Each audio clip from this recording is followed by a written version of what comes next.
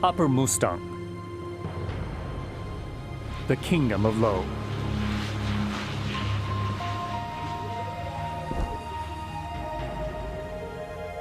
One of the most remote places on Earth,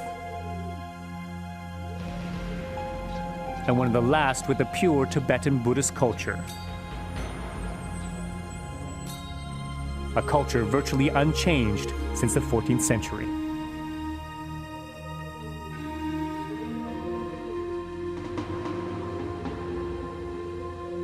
Mustang sits high in Nepal's Himalayas, surrounded to the north, to the east, and to the west by Chinese-controlled Tibet.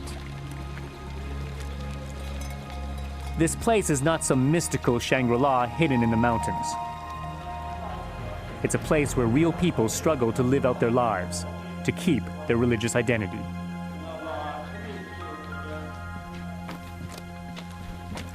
I'm traveling here because the people of Mustang are facing a perfect storm of factors that threatens to overwhelm them.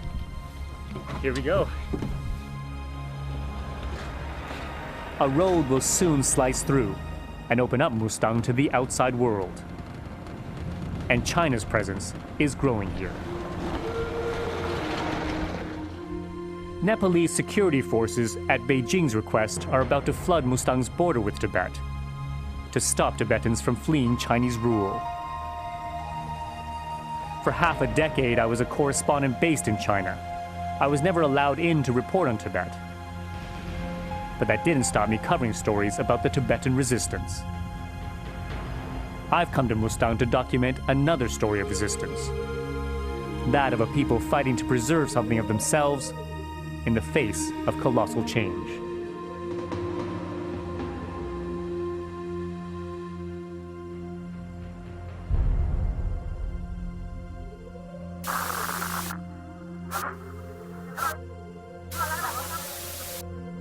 Kagbeni, the last settlement before entering the restricted zone of Upper Mustang. On the surface, things look the same as they have done for centuries. Tibetan prayer flags cover the rooftops. Dhaulagiri, the 7th highest peak in the world, continues to cast an imposing shadow over the settlement. But the outside world is beginning to creep in. This is literally where the road ends and the trail to Mustang begins. You know, walking through this town, you can see how modern outside influences are starting to change this ancient culture. Down this street, there's even a Yak-Donald's.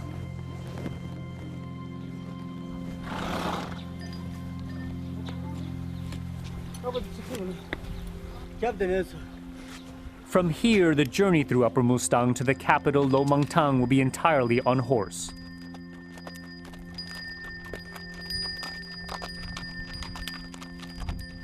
It will be 5 days of hard riding, covering almost 100 kilometers, stopping at villages along the way.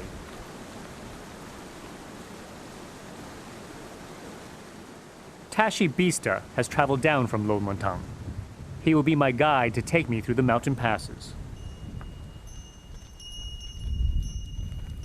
All right, Steve, let's have a look at the map, yeah? Sure. So where exactly are we?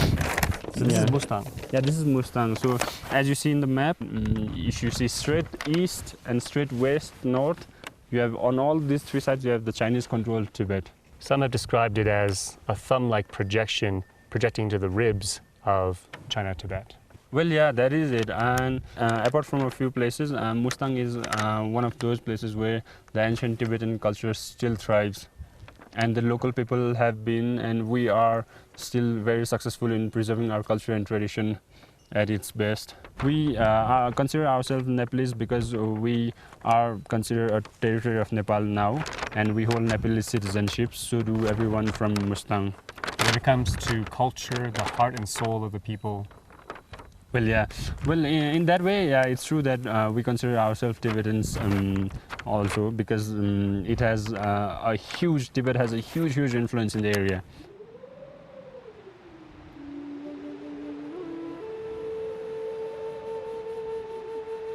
the trail we'll take follows the centuries-old salt route between India and Tibet. Until 1992, the kingdom was, apart from a few exceptions, closed to foreigners.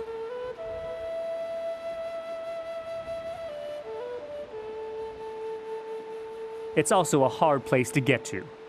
The terrain is so harsh, almost everything has to be carried by foot or on horseback, along treacherous paths carved by hand into sheer cliffs.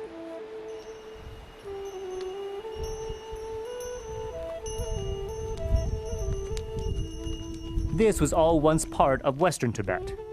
The people here still speak a Tibetan dialect, and they practice Tibetan Buddhism.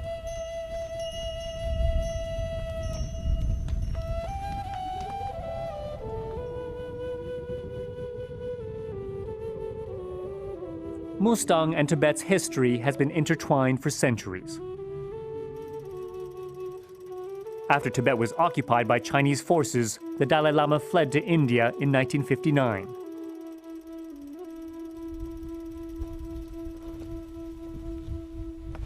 In the 60s and 70s, a handful of Tibetan fighters, known as Khampa warriors, funded by the CIA, launched an armed resistance against China's rule from bases here in Mustang. They set up their camps with the agreement of the king of Mustang. Well, it's really incredible to see that this sort of base is simply made up of a collection of rocks piled on top of each other. At one point, we're told there was upwards of 40 Khampa warriors, all housed in this small little area. You can sort of see why they made these remote outposts. This base is perfectly placed. It's placed halfway up a mountain. You can see this trail very clearly. You can have a 180-degree view of this trail. You would only need a handful of men to defend this valley. In 1974, under pressure from the Chinese, the Nepalese government sent troops to Mustang to demand the surrender of the Khampa. Fearing a bloody confrontation, the Dalai Lama sent the guerrillas a message: to stop fighting. The Khampa laid down their arms, reluctantly. Some were so distraught, they cut their own throats.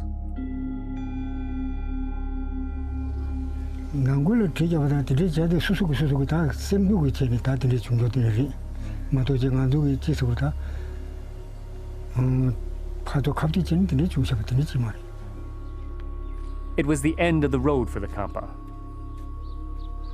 A handful still survive today. We found one of them, Ngawan Sutram, not in Mustang, but in a refugee camp at the foot of the Nepalese Himalayas. Nice to meet you. He told us that life as a guerrilla was hard, that while the people of Mustang welcomed them as fellow Tibetans, there was not enough food. Many Khampa were reduced to boiling their shoes to eat. How did you continue to fight, or how did you have the energy and strength to fight when life was so tough?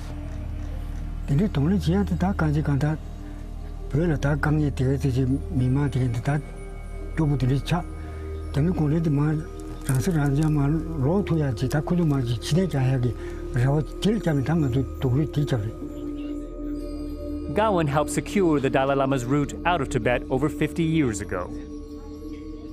He's too old now to believe he will ever see the homeland he fled before he dies.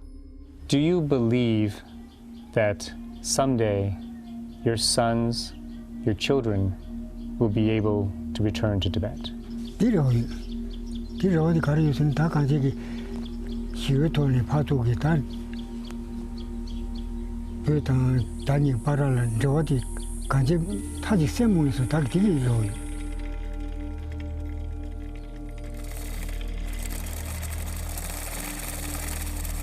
Ngawan is joined in the camp every year by Tibetans fleeing across the border with Nepal.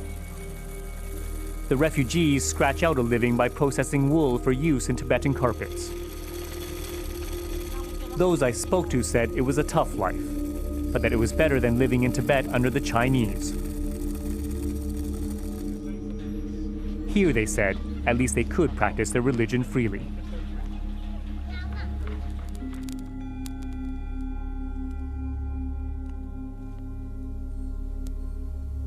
Concerned at the slow strangulation of Tibetan Buddhism within China's borders, the Dalai Lama has called on Mustang to preserve the religion and its traditions. But in Upper Mustang's Lo-Gekar, the oldest monastery in Tibetan Buddhism, Kunsang Wangchuk is fighting that battle almost by himself. His family have been guardians of this monastery for 15 generations. Once, they tended to rooms full of practicing monks. Now, there are fewer every year.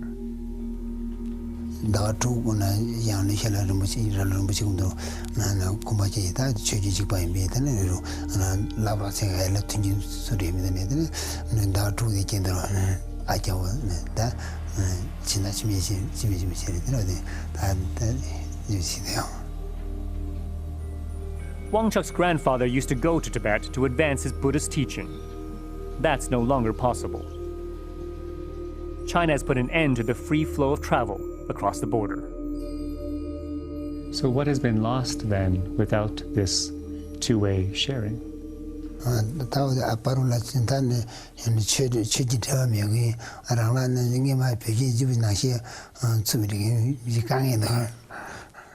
Are you worried about the future of this monastery, about the future of Tibet Buddhism?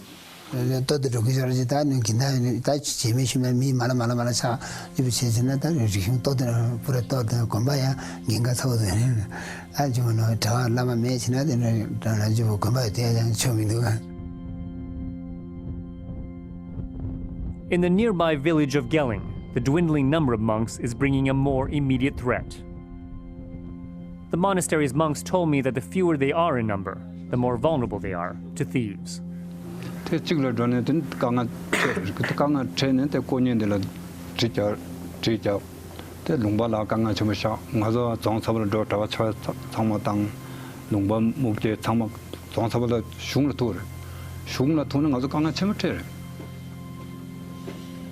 The monks here have long had to deal with theft.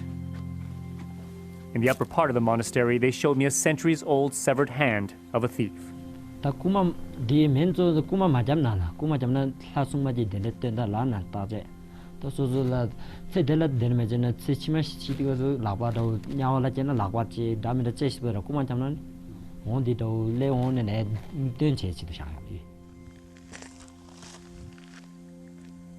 The local people here have found it almost impossible to stop art thieves and looters tearing through remote monasteries and stupas, stripping them of valuables. As I found out, Mustang is an easy target for treasure hunters. Well, we can't tell you where we are at this point out of concerns that the priceless items in this room could be stolen. But take a look at this. Chainmail that must be hundreds of years old, ancient masks, bells as well. This definitely was a prayer room at some point in the palace. Look at this. Old prayer wheels. And over to the left of me here, a tip of a spear. We've been told that this palace was built sometime around the 15th century. This was in the heart of the palace. There are old paintings. You can tell that no one has been in here for quite a while just by the amount of dust that has collected. Over here as well, just priceless Tibetan prayer items here in this prayer room, a room that's now long been abandoned.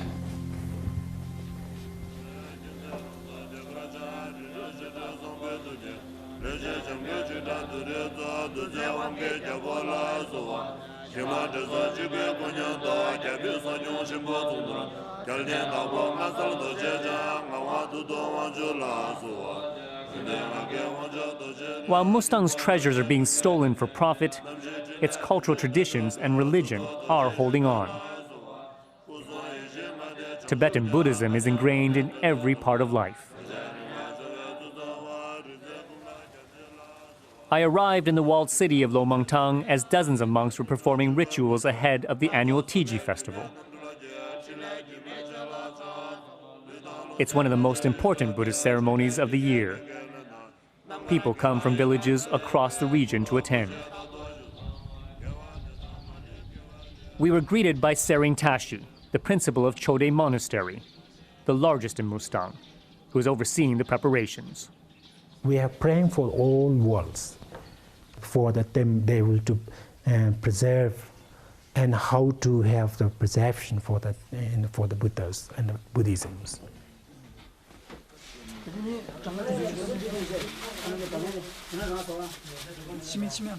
Sering granted us rare access to see the monks prepare at the royal palace.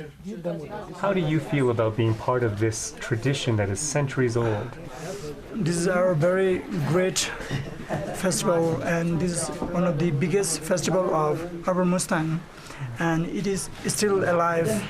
Yeah, therefore I am very happy, and also the big responsibility of this festival is depend on us. Yeah.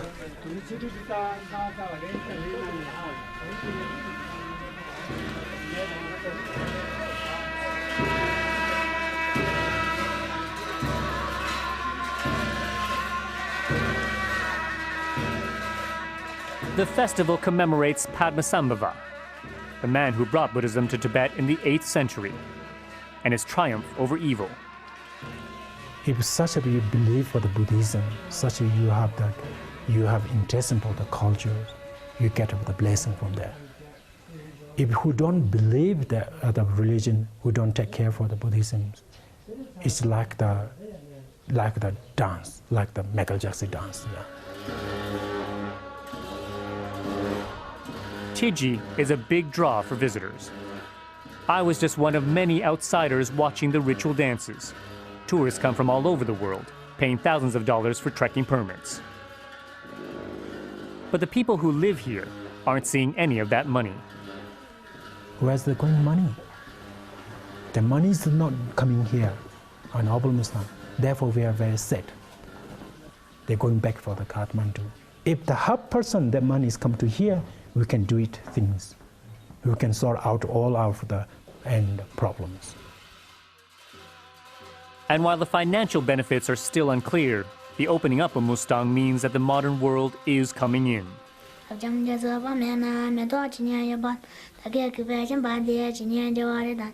Chodin Monastery, even Mustang's newest reincarnated Lama is finding it hard to concentrate on his Tibetan Buddhist scriptures. The scriptures are a little bit hard, and if I don't know the scriptures, then my teacher will beat me. Harsh treatment, but monks here say Shabdrung Rinpoche's duty, whether he likes it or not, will be to preserve Mustang's Buddhist culture. This monastery's Lama came to our house and they said that, please be the reincarnated Lama. And when they asked you, what did you think? Then I was going to cry. Why? When I was small, I hate being Lama. Oh, you hate being a Lama? Yeah. His teachers believe Shabdrung will grow into his role. For now, though, he's still very much a 10-year-old boy. Hey, what did you do when you were back home for your free time? I used to play my PSP. Do you like your PSP? Yeah. What's your favorite game on your PSP? Grand Theft Auto. The outside world is coming in other ways, too.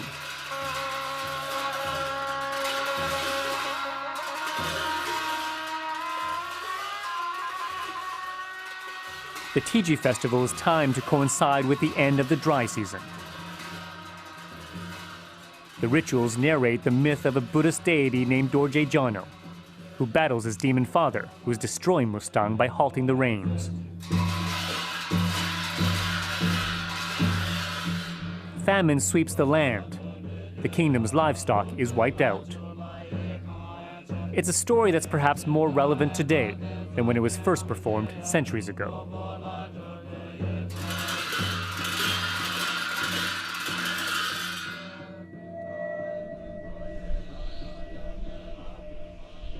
Mustang is a high-altitude desert. The Himalayas create a rain shadow blocking the yearly monsoon clouds. Temperatures here are rising up to 5 times faster than the world average.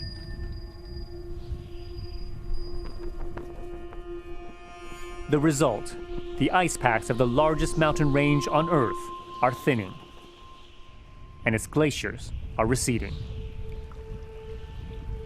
Samsung used to be a rich village. Now its pastures have turned to dust. Its river has been reduced to an oily trickle. Now Samsung is the poorest village in Lo.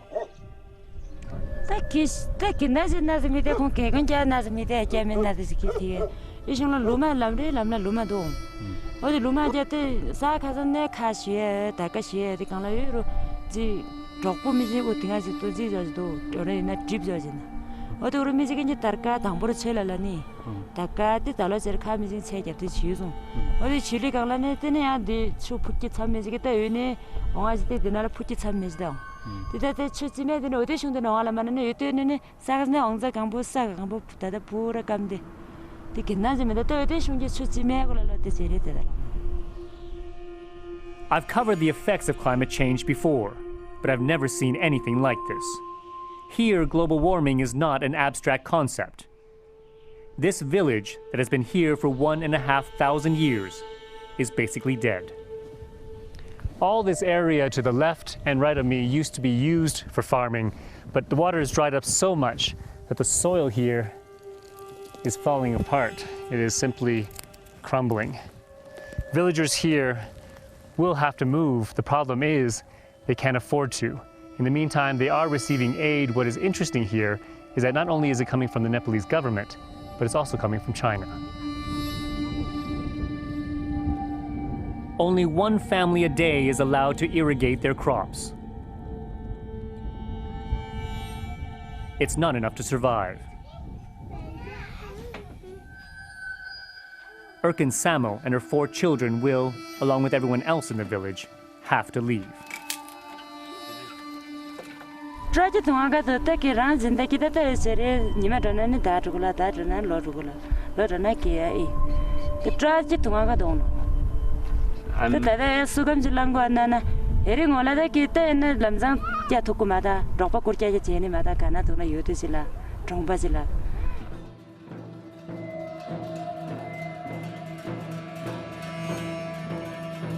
Back at the festival, the monks reenact the story of how Mustang is saved from drought and destruction when Dorje Jano defeats the demon and banishes him from the land.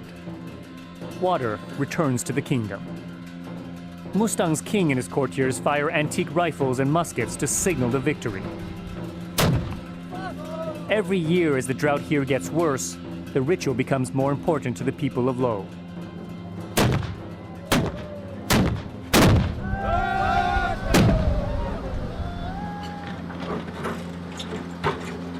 But while climate change is coming, there are even more immediate threats to Upper Mustang's ancient culture. A road is coming, and Chinese influence is growing fast.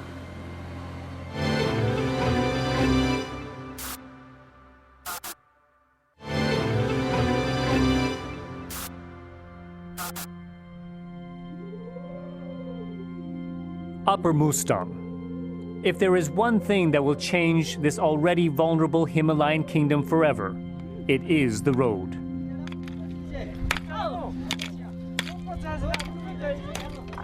From Kathmandu, it is cutting its way through to the capital Lomontan. The coming of the road has deeply divided the community. Next year, it's expected to connect to a road already built, coming across the Chinese border from the capital of Tibet, Lhasa. Not only will it open the doors to the outside world, it will make Mustang a major trade route from Tibet through Nepal to India.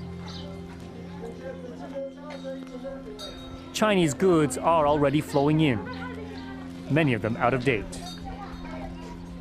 May 9th, 2010 is the expiry date.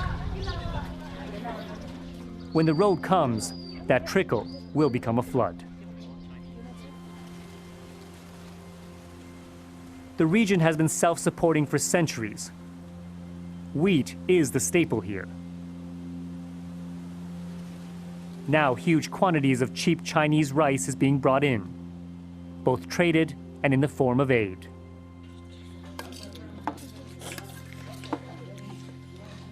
Even in the monasteries, they eat Chinese rice.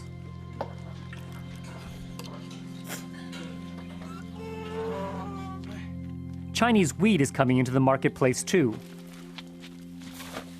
at prices that undercut the locally grown grain. It threatens to destabilize the whole economic structure of Upper Mustang.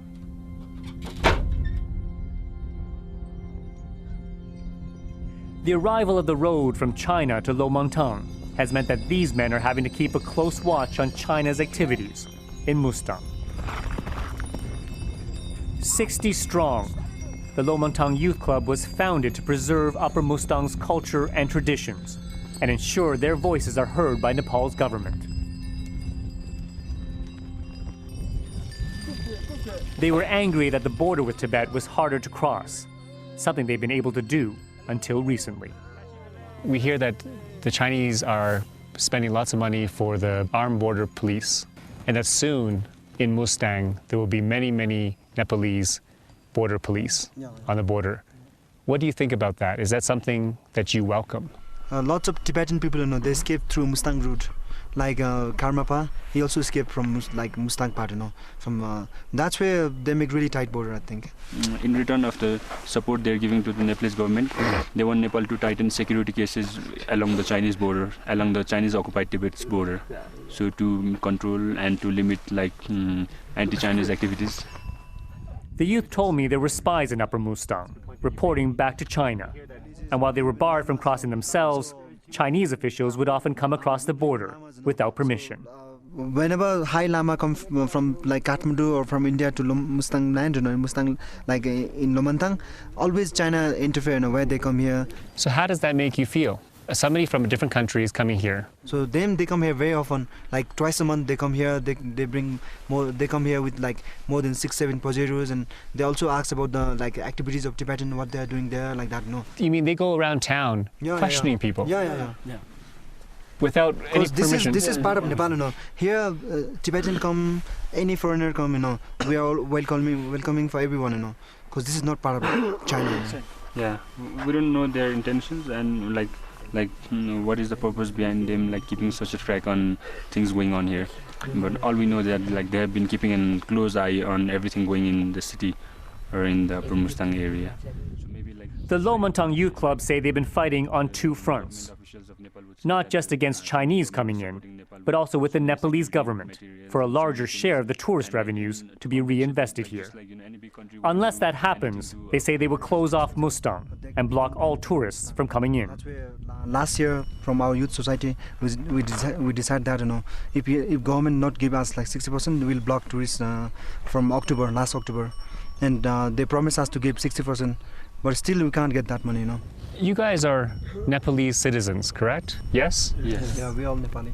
Then how come the government seems to be ignoring you guys? I think it's because of the remote area. Here's no transportation facility. Most of the political leaders, they won't come in this area. This is border side, and there's no road and facility. If you come from the capital to here, it will take more time. That's why they ignore us, I think. In many ways, these men are a dying breed. Every year, more and more young people leave to look for work, in Kathmandu or abroad.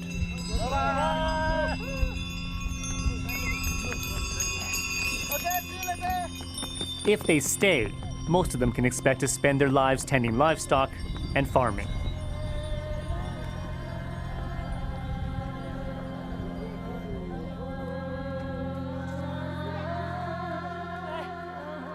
While being closed off has meant the culture has survived, it's also meant that life is hard. Most people here don't live to see their 60th birthday. There are no hospitals in Upper Mustang. When people fall seriously ill, they either pay thousands of dollars for a helicopter out, or they take their chances. It's my point of view. It's not necessary for the road. It's necessary for the one emergency hospital in here, Lomantang and Upper Mustang. Last year, one lady, she's asleep, and she infected for the head, and she needed for the hospital. She sang for the hospital. 4 days, she died there.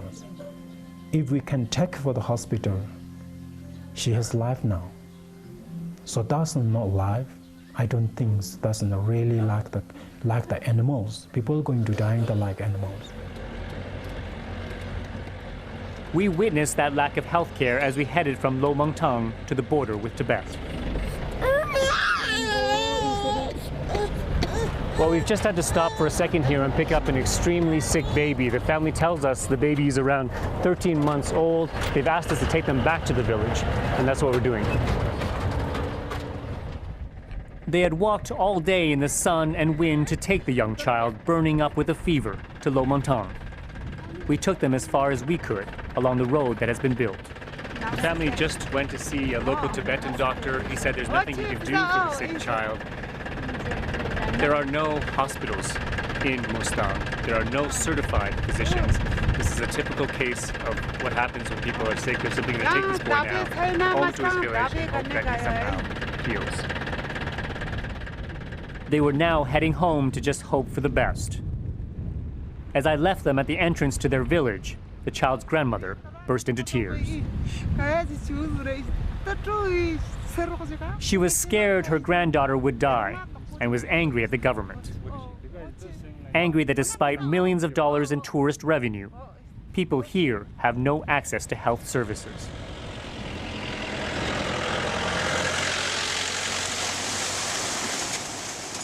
We left the family to drive on towards the border. But as we got closer, we were stopped at a Nepalese police checkpost.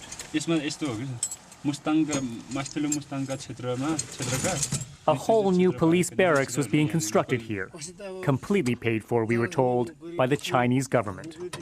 We're still several kilometers away from the border, but we've been stopped by Nepal's border police. These officers here, they're telling us that we can't go further unless we're accompanied by 2 of their security personnel. Over the next year, there's going to be 10,000 of these guys that will be dispatched all along the Himalayan range. They're partially trained and partially funded by the Chinese government. It really underscores how paranoid the Chinese government is in regards to this Tibetan area.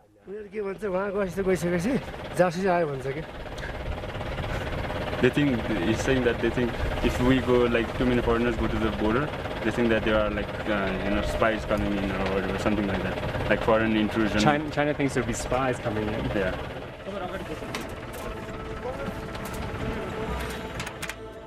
Joined by our police handlers, we continued on. Just before the border, evidence of Mustang's increasing dealings with China was littered everywhere. 2 times every year, around 50 trucks laden with Chinese goods comes over from the border. They set up shop here. Hundreds of thousands of US dollars is traded at this site. Traded may not be the proper word here, as it really only goes one way. Mustang people buying from Chinese traders. You can see here bottles of Chinese beer, Chinese liquor. The waste here is somewhat symbolic of the growing dependence Mustang people have on China.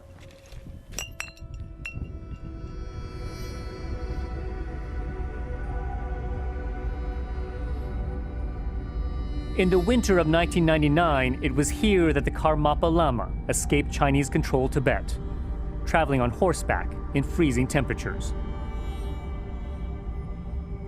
Tibet's 3rd most important reincarnated Lama, the Karmapa is expected to become the spiritual face of Tibetan Buddhism when the Dalai Lama passes. His escape was possibly the single most humiliating incident for China's Tibet policy in decades. Since then, the Chinese have kept a close watch here. Before the Karmapa was coming from this way, the border is very open. Local people, they can go to there and Tibet, and they can come to here.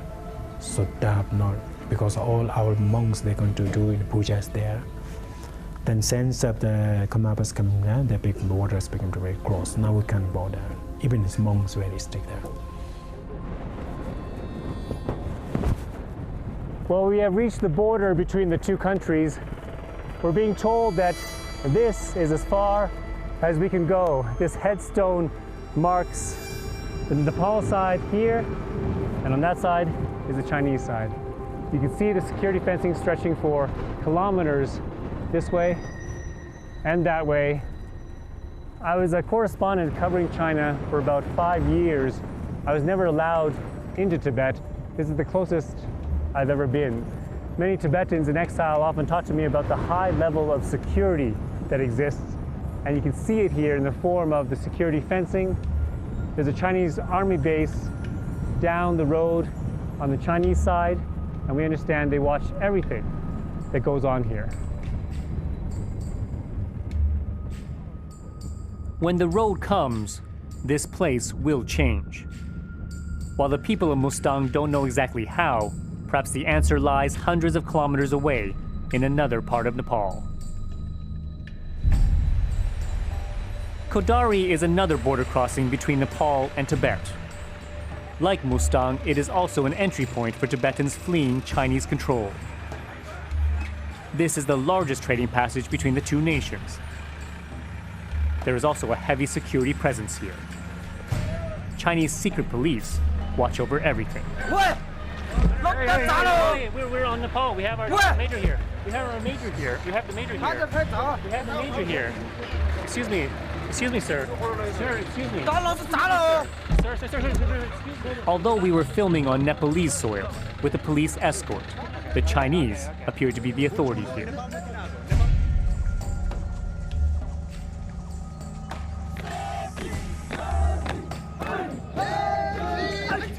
This obsession with controlling its borders has led China to pour millions of dollars into Nepal's Armed Police Force, or APF. I've come to see them train in the Kathmandu Valley.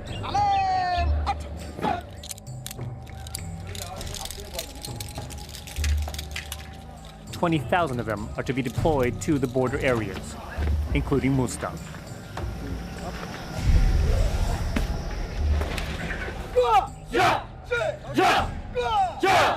China is paying hard cash for this. $20 million of military aid. Although they were happy for us to film their exercises, no one from the APF would answer questions about their funding on camera,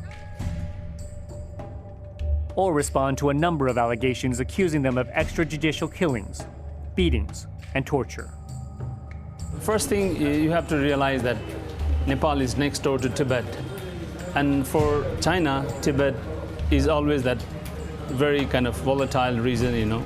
China's primary interest is Tibet, and ensuring that there is a strong central government in Kathmandu that cracks down on Tibetan protesters and does not allow unrest from Tibetan refugees to destabilize either Tibet or the region. Policing the almost 1,500 kilometer long border with China will be a massive task.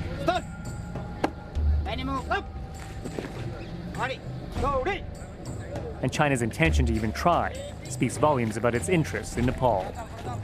The Himalayas are so huge and big, and how do you police them? I mean, like, it's impossible. The terrain, the length, the size, it's impossible to police the Himalayas. But the fact that they have been mobilized at all is a huge political statement that Nepal will have to be careful about Chinese sensitivities. This shows that the Chinese want to penetrate into the bureaucracy as well and ensure that even if sections of the top leadership, the top political leadership is not being sensitive to its interests, the Chinese can directly ask sections of the police and sections of the Home Ministry and sections of the bureaucracy to cater to their security interests. The APF have also been sent in to baton charge Tibetan protesters in Kathmandu. It raises questions about Nepalese sovereignty. The Nepalese government has been accused of selling out and doing China's bidding in exchange for aid. We have very good relation with China, and we want to protect it. And the problem of Tibetan is the problem of China. And we are doing according to the international principle of democracy and human rights here. Not more than that. The Chinese embassy in Kathmandu is the most powerful embassy, even compared to American embassy or Indian embassy. And they have only one agenda: how to restrain, if possible, control Tibetan in Nepal.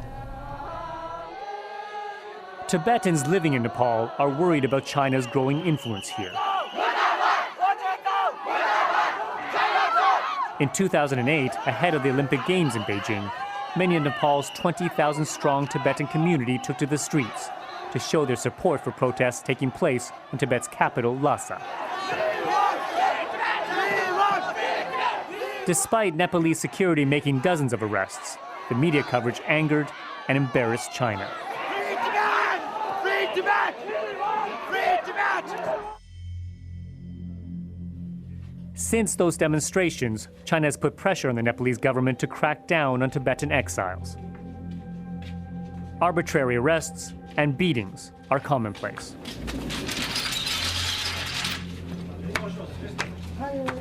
Now Tibetan activists in Kathmandu have to meet in secret, on rooftops, in people's houses.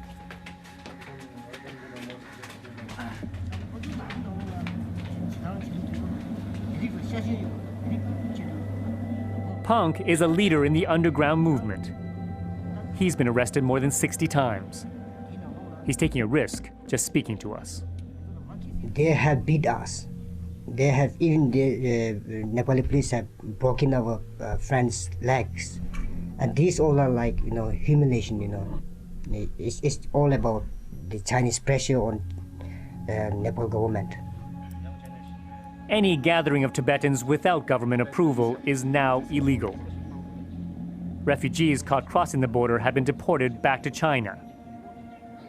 There has never been a more dangerous time to be a Tibetan in Nepal. Many Tibetans, when we speak each other, the slogan is that now Nepal is part of China. It's more like for Tibetans like us, Nepal is like a part of China. There is a lot of restriction on us. Same like in Tibet. So this is the case. What's happening in Nepal, Punk says, is a direct consequence of China's desire to dominate Asia. Tibet is a huge land. It's a huge land, and it was connected with the South Asian borders. Then that is why they captured Tibet. Not only for its natural resource, it's very easy to conquer Asia. We can see the influence, we can see the Chinese influence in Pakistan, of course, Nepal right now, Burma, Myanmar, it's a greed, and Chinese leaders' greed doesn't stop. Communist leaders' greed doesn't stop.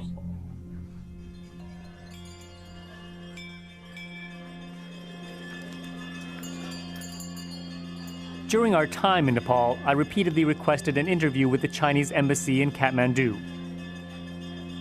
They refused to speak to us. They were preparing to bring in a new ambassador, a heavy hitter with a national security background.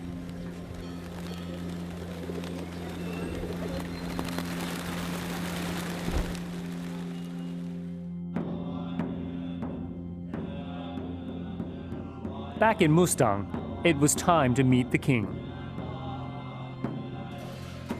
At 78, King Jigme Palbar Bista has seen his land change beyond recognition. He's watched Tibet fall to China and seen his kingdom cut off from what for centuries was its cultural and spiritual lifeline.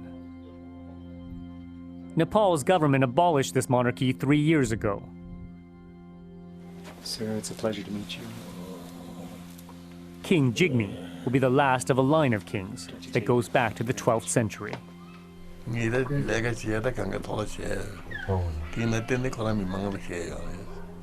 He's too old now to speak at any length, but there was one question I felt needed to be asked. Your wife is from Tibet. You had the Karmapa come through the border at Kerala Pass. Where do you stand on the freedom of Tibet? Do you believe it should be free of occupation or control?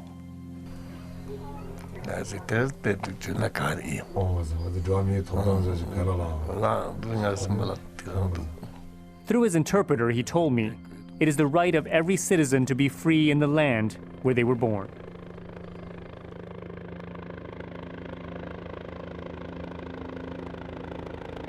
It was time for me to leave Upper Mustang.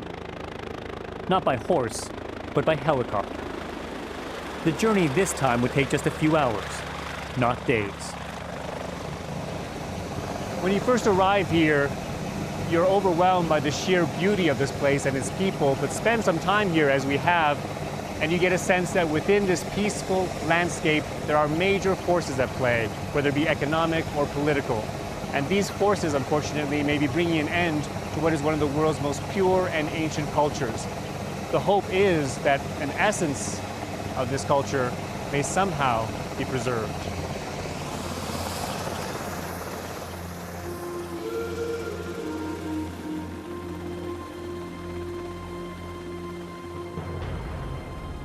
For me, it's been an incredible privilege to come here, to listen to the stories the people here have told me.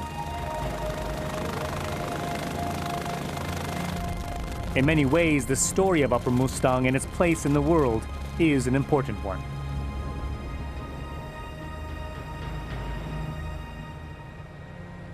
By strange twists in history, geography, and fate, its people have found themselves as some of the last custodians of an important spiritual identity. But in life, nothing lasts forever.